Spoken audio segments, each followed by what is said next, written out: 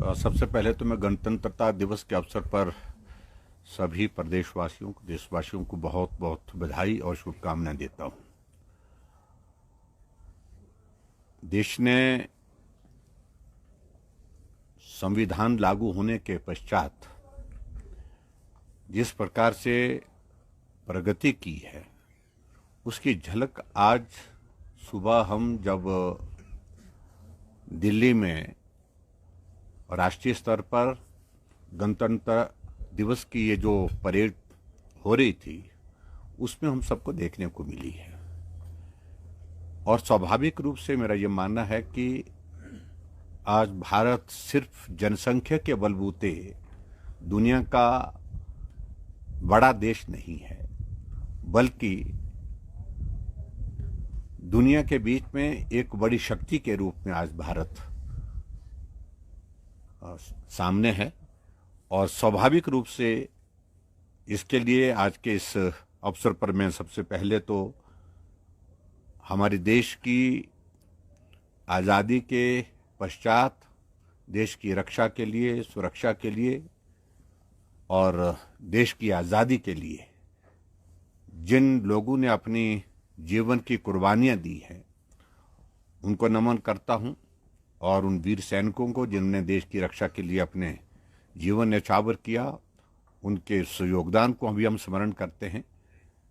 और मुझे इस बात को लेकर के प्रसन्नता है कि आदरणीय प्रधानमंत्री नरेंद्र मोदी जी के नेतृत्व में मजबूत भारत आगे बढ़ता जा रहा है और अपनी एक अलग छवि के साथ पूरे विश्व के समक्ष आज खड़ा है, और जिसका प्रतिबिंब आज की झांकी के माध्यम से आपने वहाँ पर देखा होगा।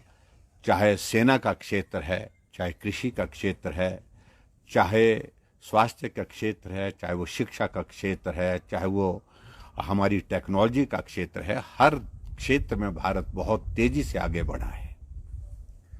सर, उत्तराखंड जो है देश का पहला राज्य बनने जा रहा है यूनिफॉर्म सिविल कोड को जो है लागू करने में, आप इसको किस तरीके से देखते हैं? देखिए, सबसे बड़ी बात तो यह है कि मैं उत्तराखंड के मुख्यमंत्री को बधाई देना चाहूँगा। और यूसीसी लागू करने वाला वो पूरे देश का पहला राज्य होगा और कल 27 तारीख से वो लागू हो जाएगा। इसकी आवश्यकता पूरा देश अनुभव कर रहा है, महसूस कर रहा है। और मैं कहता हूं कि अगर हिमाचल प्रदेश में भारतीय जनता पार्टी की सरकार रही होती तो उत्तराखंड के बाद संभवतः हिमाचल दूसरा राज्य होता यूनिफॉर्म सिविल कोड को लागू करने के लिए। बहुत अहम फैसला है और इस फैसले के लिए मैं समझता हूं कि जो उत्तराखंड ने जो पहल की है, उस पहल के साथ बाकी राज्यों को भी आगे बढ़ना चाहिए। भांग की खेती को लेकर जो है सैद्धांतिक मंजूरी हिमाचल सरकार की कैबिनेट ने दी है। पिछले कल राज्यपाल ने भी एक चिंता जाहिर की है और सरकार को ये कहने की कोशिश की है कि गंभीरता से इसके रूल्स एंड रेगुलेशंस को फॉर्म करे, ताकि आने वाले भविष्य में जो है कहीं ना कहीं इलीगल कॉरिडोर ना खुल जाए। आप क्या कहेंगे? देखिए, जो कुछ भी ये फैसला लिया गया है, ये फैसला बहुत लंबे समय से विचाराधीन था और इस बात को लेकर के वर्तमान सरकार ने जो इन प्रिंसिपल सैद्धांतिक रूप से इसकी जो मंजूरी देने के बाद एक शुरुआत की है, उसके पीछे जो प्रमुख जो कारण है, वो कारण यह है कि हिमाचल प्रदेश की आय बढ़े। हिमाचल की आय बढ़े, हमारा रेवेन्यू के रिसोर्सेज और ज़्यादा बेहतर हों, ये हिमाचल की आवश्यकता भी है। लेकिन साथ साथ में दूसरी तरफ आय बढ़ने के साथ साथ में चिंता का विषय ये है कि आज हिमाचल प्रदेश में जिस प्रकार से नशे का प्रचलन बढ़ता दिख रहा है, पहले नशे की बातें हम शहर में सुनते थे और जो हमारी सीमाएं जो प्रदेश की जो पंजाब के साथ, हरियाणा के साथ लगी हुई थी, चंडीगढ़ के साथ लगी हुई थी, उन राज्यों के साथ वहां पर हम इस बात को सुनते थे, लेकिन आज सुदूर ग्रामीण क्षेत्रों में भी नशे का प्रचलन इस कदर जो है तेजी से बढ़ा है, जो चिंता का विषय है। तो इसलिए इस बात को देखने की आवश्यकता है। अभी तो इन प्रिंसिपल इसकी मंजूरी दी है, और उस मंजूरी के बाद जो है सारी चीजें अभी स्पष्ट आना बाकी है। मुझे जो बताया गया, शायद मैं एग्रीकल्चर यूनिवर्सिटी पालमपुर में और उसके बाद हॉर्टिकल्चर यूनिवर्सिटी नौनी में जो है उसकी कंट्रोल्ड एटमॉस्फेयर में जो है इसकी कल्टीवेशन की शुरुआत की जाएगी, और इसके बाद फिर अगला पार्ट जो रहता है प्रदेश भर में, इसको खोलेंगे कैसे, किस प्रकार से इसका दायरा बढ़ाएंगे, वो एक इम्पॉर्टेंट एस्पेक्ट है। उसके लिए क्या प्लान है, उस प्लान में क्या इस बात को सुनिश्चित करेंगे कि जो हिमाचल प्रदेश जो नशे की चपेट में आता हुआ हमको बहुत तेजी से बर्बाद होता दिख रहा है, हमारी जनरेशन, हमारी पीढ़ियां तबाह होती दिख रही हैं, तो ऐसे में इसका क्या इम्पैक्ट पड़ने वाला है, उसके लिए इफेक्टिव आपके पास मैयर्स क्या हैं, प्लान्स क्या हैं, उन सारी चीज़ों को लेकर के अभी चर्चा हुई नहीं है। चिंता का विषय है जो राज्यपाल महोदय जी ने जो बताई है, और हमारी भी चिंता वही है।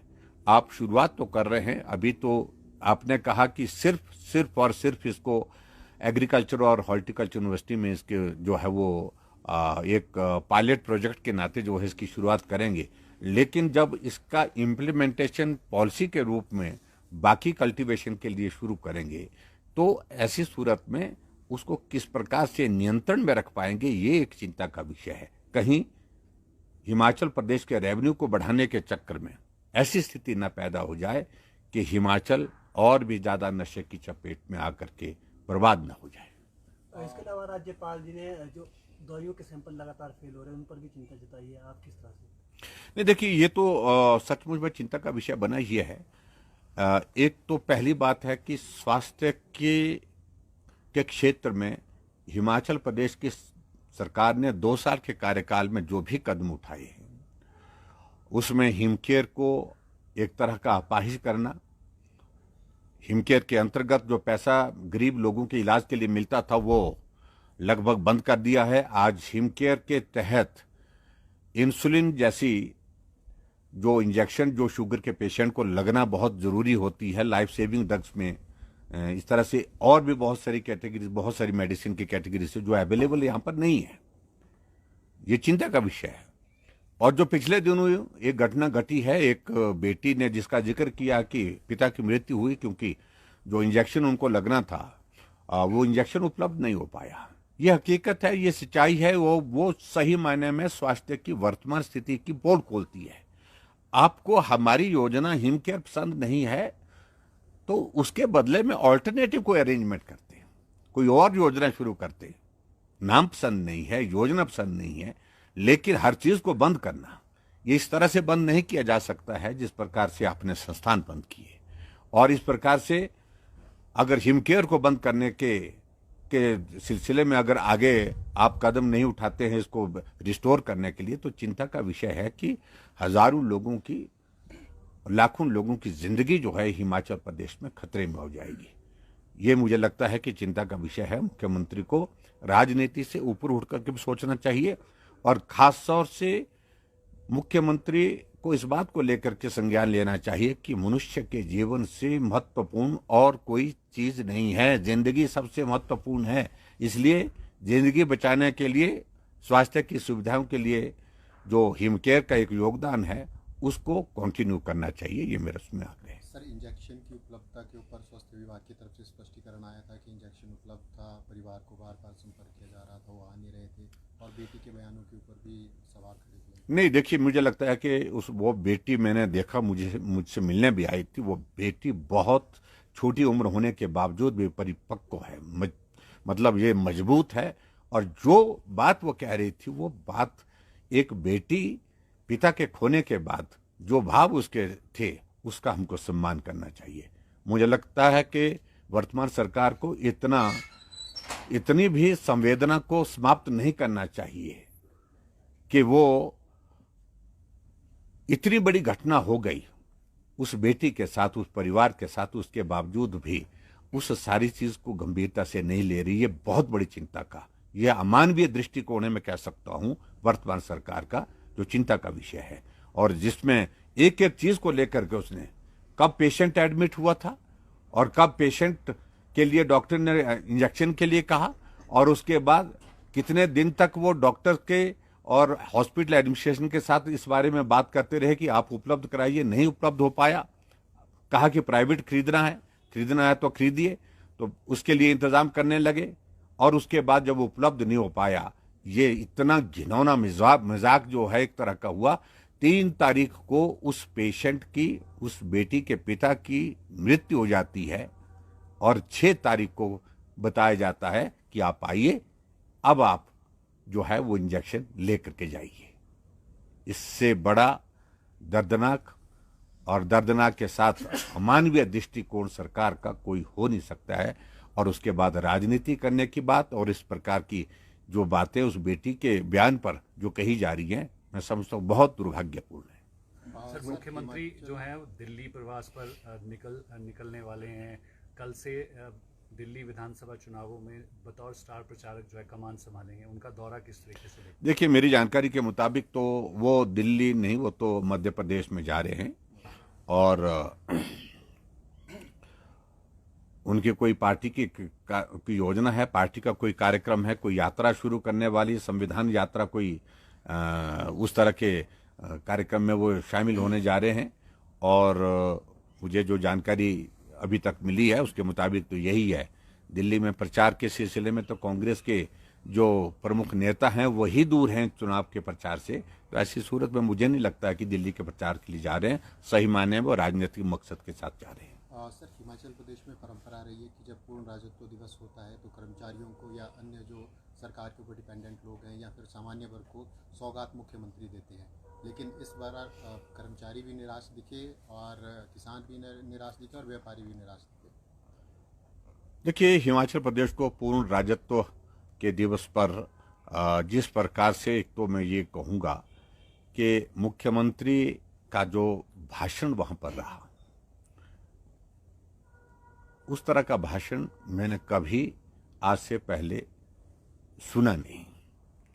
चाहे वो भाषण लिखित रूप में उनने सुनाया एक दिन पहले, और चाहे वो उस दिन के कार्यक्रम में पूर्ण राज्यत्व के दिवस पर जो है बैजनाथ में शायद कार्यक्रम था, तो वहां पर उन्होंने भाषण दिया है।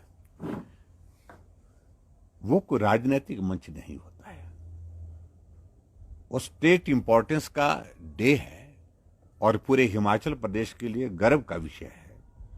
और उस दिन तो कम से कम राजनीतिक भाषण नहीं देना चाहिए था, लेकिन मुख्यमंत्री का बहुत बड़ा हिस्सा भाषण का भारतीय जनता पार्टी की पूर्व में रही सरकार को कोसने में लगा। भारतीय जनता पार्टी के नेतृत्व के ऊपर वो टिप्पणियां करते रहे, केंद्र की सरकार जो है उसके ऊपर टिप्पणी करते रहे। मैं समझता हूँ ये बहुत दुर्भाग्यपूर्ण है, और हमें इस बात को लेकर के खेद है कि 2 वर्ष का कार्यकाल बीतने के बावजूद भी मुख्यमंत्री के पास अभी तक सामग्री नहीं है भाषण के रूप में, जिस पर वो अपनी सरकार की 2 वर्ष की उपलब्धियों का जिक्र कर सके। सर, एक सेक्शन है, चाहे वो लंबादार है या फिर पंचायत के जो अन्य एम्प्लॉइज जिनको मानदेय दिया जाता है, उनको अभी तक मानदेय नहीं मिल पाया बड़ी संख्या। नहीं, वो एक सेक्शन नहीं है, बहुत सारे यहाँ पर हिमाचल प्रदेश में नंबरदारों का सेक्शन है, उनको तो मानदेय नहीं मिल पाया है। इसके अलावा बहुत सारी कैटेगरीज हैं, और जिसमें आउटसोर्स कैटेगरी है, जिसमें उनको सैलरी नहीं मिल पाई है। ये बहुत बड़ा चिंता का विषय है, और ये वर्तमान हिमाचल प्रदेश की सरकार की आर्थिक स्थिति के बारे में भी जिक्र करती है।